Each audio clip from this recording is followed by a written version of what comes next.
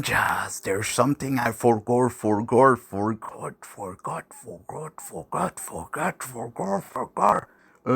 I think Sensei Wu is having a stroke, and I lost my robotic voice. Ah, come on! Zane's right. I think we need to use our spinjutsu in order to bring him back. Ninjago!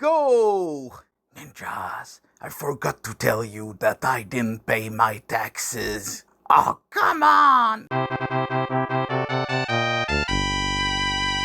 Lego Ninjago! Pat yourself on the back. Lego Ninjago has been my most recent yet briefest hyperfixation. It lasted about 2-3 months somehow. Nothing compared to the 7 years of Sonic I had to impose to my entire family and friends. So basically I was at an improv comedy match, yes those exist, and I heard the Weekend Whip, which gave me flashback to Pen Pizza's review of the movie.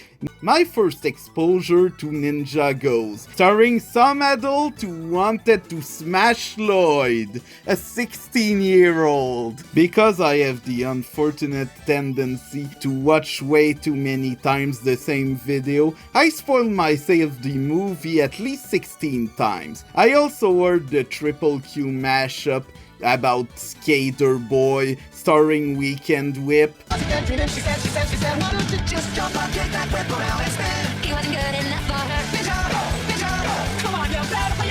So why not play the movie tie-in game? Aside from 1 or 2 missing key scenes, it was a fine enough movie tie-in. Cool powers, cool characters, okay overall story. It certainly felt like an introduction. An okay one with more character interactions and the usually good gameplay of most post-2005 LEGO games. Optional side quests and open world aside, overall I enjoyed it. Seeing a PS4 realistic cat felt like it was worth renting. But I know plenty of Ninjago fans weren't happy about the movie despite some funny moments. I wasn't truly happy about it neither, it just was there, I kinda like it. With a couple of post-Rick and Morty jokes, I wasn't really satisfied with it, so I found that the first 10 seasons of Lego Ninjago are on YouTube. Alright, may as well give it a shot. Oh. Well, this sure is a different experience. Okay, I'll admit it, I got bored during Season 4 while straight up forgot to finish Season 5. That said, most shows don't even last 2 seasons. So why even worry about that? I don't. I'm happy I got so far, while I will leave the rest to the Ninjago fandom, whatever that consists of. So, how was my experience? Well, I'll need to compare it to another show from another genre, which somehow has very many similarities to it. Yep, I watched Space 1999 with nice parents, and wow, this show gives no X. In 44-minute episodes, it tackles so many themes, ideas, with plenty of characters, building one of the most interesting worlds as slowly as possible. And that's just Season 1. Season 2 went in a more Hollywoodian direction, while tackling less ideas, unfortunately. I enjoyed Season 2 too, but the experience feels different. One of the 3 main members of the group gets even replaced. Season 2 gets a lot more funny moments, and a lot more worse moments. I just enjoyed the first much more. The slow world building will live in my head rent-free. Kind of like Season 1 of Space 1999, except there is a lot more action. Ninjago goes all out in a family-friendly manner. Lloyd starts out as this antagonist who's rejected, allowing us to see the Serpentine's point of view. Yes, the child of the Dark Lord Garmadon causes the evil Serpentines to rise from the underground. causing the ninjas to train or something like that. As much as there exists a clear-cut good and evil, the writing questions the morality of our characters and make them experience various things. Let's just say that the situations they're put through are also can be borderline insane. I can't make things up like serpentines can buy technology so that it can transform into another marketable serpentine version of it. Ninjago is an insane watch, representing perfectly Cartoon Network's more experimental era, while, well, selling out. Might as well buy the things you see on TV. The first 2 seasons felt complete, as the show was supposed to end there, but due to more demand, why not make more seasons? As much as I enjoyed the first 2 seasons, they got pretty messy. If the first season were messy, the third one is a not mess. App time skip, plenty of cool twists among with so much stupid garbage. I love it. I love garbage. So much drama, so much everything. I love it. Aside from Nia's love triangle, there's a video about the misogyny in Ninjago. I agree with it, but also I still enjoy the show despite that. Then again, I'm not motivated enough to finish the whole video. Even shoujo mangas can create better love triangles, and I swear shoujo manga and their love triangles can be something.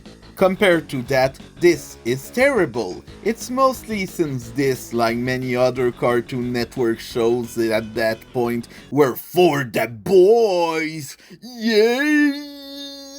Look at these boys playing video games, looking cool with the dragons. Only I exist, I guess. Girl time. Just something to consider. Season 4 felt relatively tame compared to the third.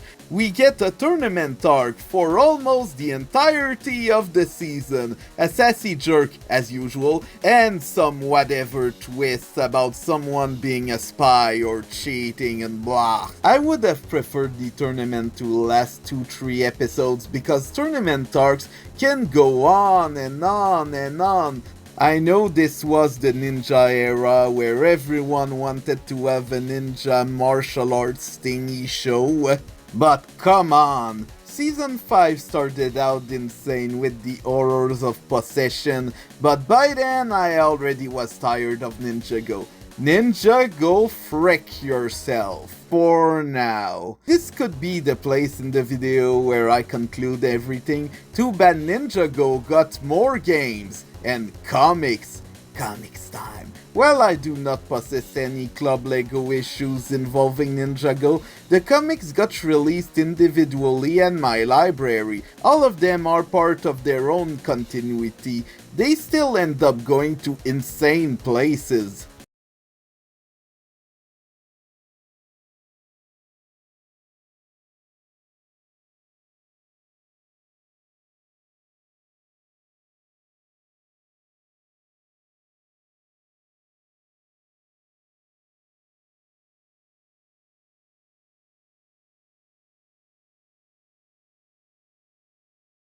It's just that drawing Lego characters is simple yet complex. The problem with Legos is that most of them share the same face and body types, so you need to find a way to distinguish them, which is harder to do in 2D compared to in 3D.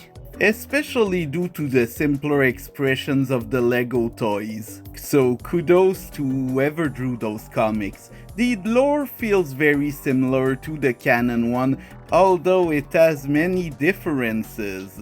The pacing is somehow faster, making our characters run from one place to the next.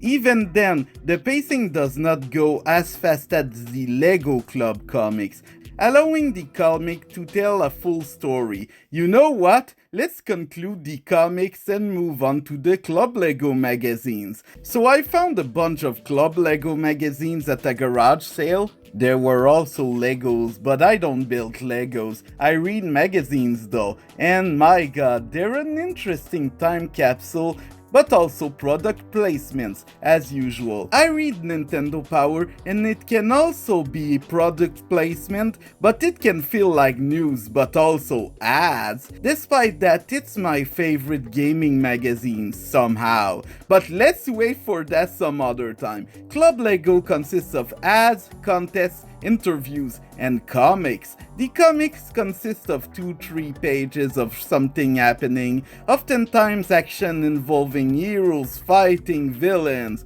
Incredibly basic stuff, but fun to read. It's just that with stuff like Lego Star Wars, that you need to know the lore or just be familiar with the franchise. If you're not, well, too bad. They often use photos of actual toys in the comic panels, allowing the readers to immerse themselves into the world of Lego and showing that literally anyone can create these adventures. Also, it's because it's easier and cheaper to make.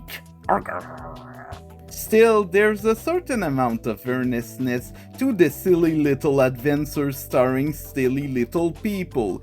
It stimulates kids' creativity while also selling them stuff in the process. I don't know how to feel about that. Just give them Legos you find at the garage sale or something, because nowadays Club Lego is more of an app, which again, I don't know how to feel about it. I like the interviews. Like, barely anyone knows who those designers are, and that's very interesting to see their point of view.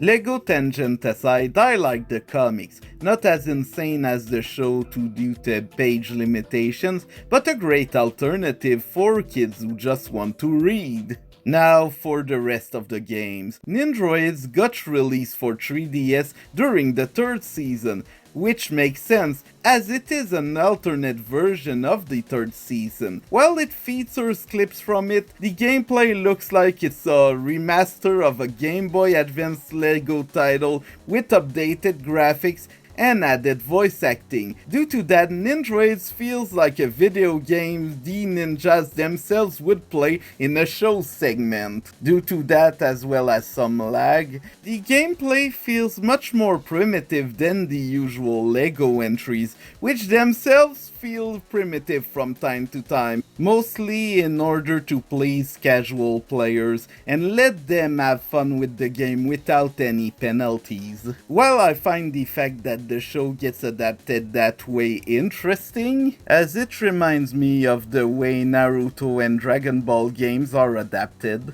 I'm not exactly the biggest fan of the title itself. Fun from time to time, I'd rather play something else, like Sonic Forces and its time moments, or Lego Ninjago, Shadow of Ronin. Set after Season 5, I think, Shadow of Ronin is a longer episode in a video game form. If you just want to play one and only one Ninjago video game, I'd easily recommend this one. It's a console Lego game in portable form. Due to the amnesia of plot point, it feels like a great introduction to Ninjago that tackles most aspects of the show to anyone who doesn't have the time to watch 5 seasons. This is great! A very fine way to experience Ninjago for the first time. My biggest problem with Nindroids, aside from the gameplay, is that Jay doesn't have the same voice actor. I love Jay's very whiny, just punkish voice. It's brilliant and is always appreciated. I hate to tell you this, but objects in the mirror are closer than they appear! Bigger! Bigger! That thing in one big bite just crushed our entire ship! We need to save as many as we can. We'll find some kind of refuge, somewhere safe to hide. Ooh, the Serpentine Dunes! Yeah, they're underground, sure. We'll be without sunlight for months. Nya's voice can be a bit whiny too. Not weak! This bucket is weak! I'm good at everything else! Why do I have to be good at filling buckets? Go with the flow! I'll show you how I go! But you know what? Hell yeah, Nya. Hell yeah. Aside from that, the story works pretty well. Writing-wise, I think Shadow of Ronin works very well. I would describe it as lovely, more than anything else. The gameplay itself is lovely too, especially with its tight level design. Mostly tight level design. The advantage of the 3DS version has to be the 3D, one of the most underused aspects of the 3DS has to be its depth perception. Oftentimes in 3D platformers, the depth of the platforms can be hard to judge for some people, hence why not everyone enjoys them. On 3DS though, the 3D effect helps you judge the distance in much easier ways. It's just that the 3DS barely had any 3D platformers, mostly due to the lack of a second analog stick or interest in 3D platformers. Aside from Mario and Lego games, we use static fixed camera angles, so let's just say that the 3D effect both helps, yet slows down the frame rate so damn much, especially when you're flying on the dragon thingies like you're in Space Harrier. That's right, Space Harrier came first. I love Space Harrier. Either way, the frame rate with the 3D effect turned off is quite inconsistent, but it's fun. I won't deny that. If you want another version, more power to you. I think it's on the Samsung store for $6. Enjoy! The final game also is on 3DS. The DS actually. Basically it's Lego battles but reskinned to include Ninjago characters. You'd think the game is a small expansion pass, but no, it's a full-fledged RTS. The interface feels like a PC title, from the simplified interface to the short CG cutscenes to the text. It all feels like a game I'd rent at the library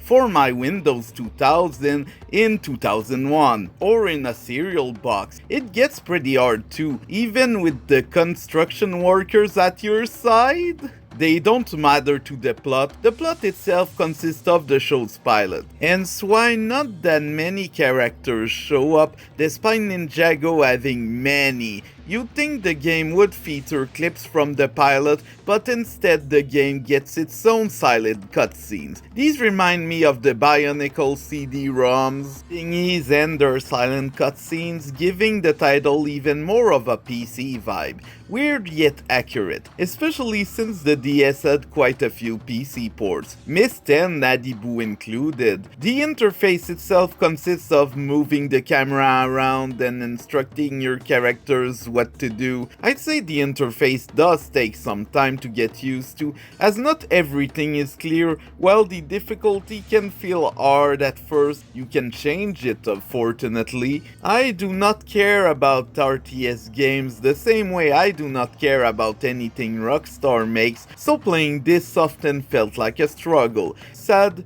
but it's okay. I still somewhat enjoyed the experience, including the gameplay loop, despite the graphics not being on par with most other DS games. I mean, take one look at Yoshi Touch and Go, or even Luminous Arc games, and you might get what I mean. It's just that I didn't complete the main campaign because I kept dying while the levels last quite a bit too long for a portable game.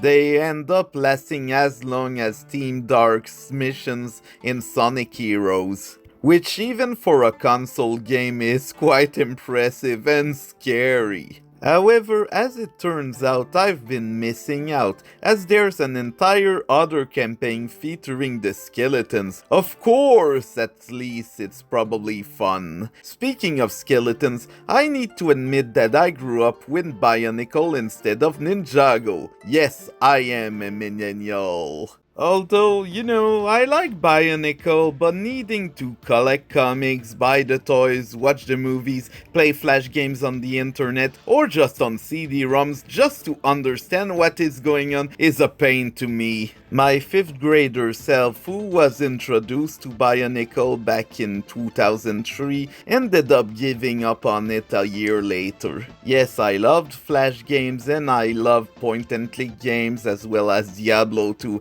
which one of my friends went playing for some reason. It's just that Bionicle was too much for me to handle. I get the appeal of Bionicle, but just needing to watch a show where everything gets neatly explained just makes for a much more enjoyable experience for me, hence why it lasted 15 years. Discovering Ninjago felt like discovering someone else's childhood. I would not mind more Bionicle, even if it is a sequel of the 2010 toy line, but for now though, Ninja! Go, say something like his feet, and then you do it all again. Ninjago, do the weekend whip sound effect from Johnny Test.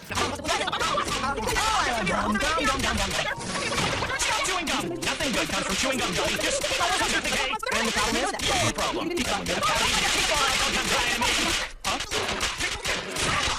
For 15 more years, probably. Thank you for watching, please like and subscribe, and boo!